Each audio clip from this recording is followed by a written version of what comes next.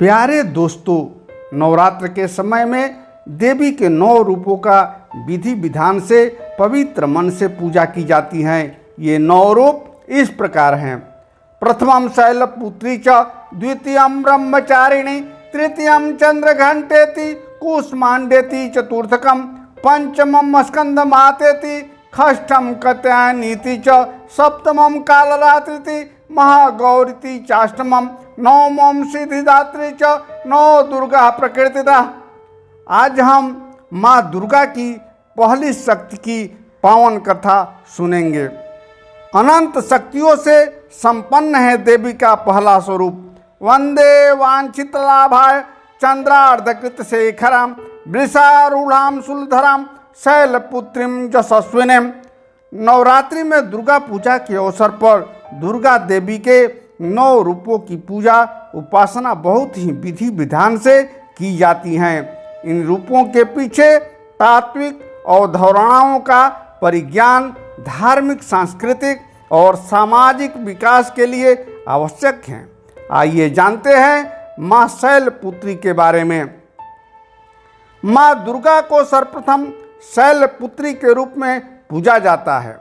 हिमालय के वहाँ पुत्री के रूप में जन्म लेने के कारण उनका नामकरण हुआ शैलपुत्री। इनका वाहन वृषभ है, इसलिए यह देवी वृषारूढ़ा के नाम से भी जानी जाती है।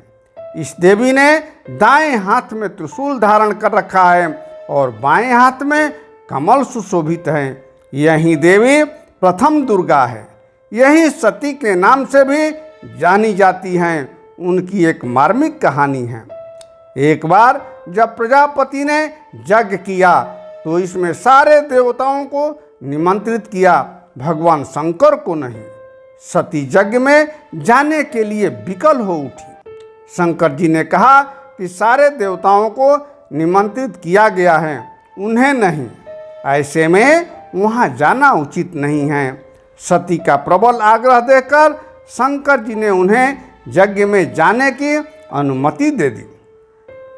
सती जब घर पहुंची तो सिर्फ माँ ने ही उन्हें स्नेह से गले लगाया। बहनों की बातों में व्यंग और उपहास के भाव थे। भगवान शंकर के प्रति भी तिरस्कार का भाव है। दक्ष ने भी उनके प्रति अपमानजनक वचन कहे। इससे सती को क्लेश पहुंचा। अपने पति का यह अपमान न सह सकी और जोगाग्नि द्वारा अपने को जलाकर भस्म कर लिया। इस दारुण दुख से व्यथित होकर शंकर भगवान ने उस यज्ञ का विध्वंस करा दिया। यहीं सती अगले जन्म में शैलराज हिमालय की पुत्री के रूप में जन्मी और शैलपुत्री कहलाई। पार्वती और हेमवती भी इसी देवी के अन्य नाम हैं। शैलपुत्री का विवाह भी भगवान शंकर से हुआ। शैलपुत्री शिव जी की अर्धांगिनी बनी।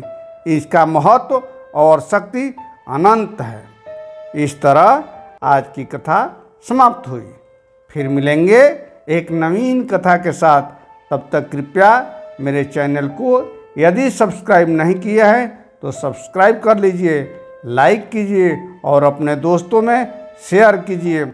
और इसी तरह की ज्ञानप्रद कथाओं का लुत्फ़ उठाते रहिए। धन्यवाद।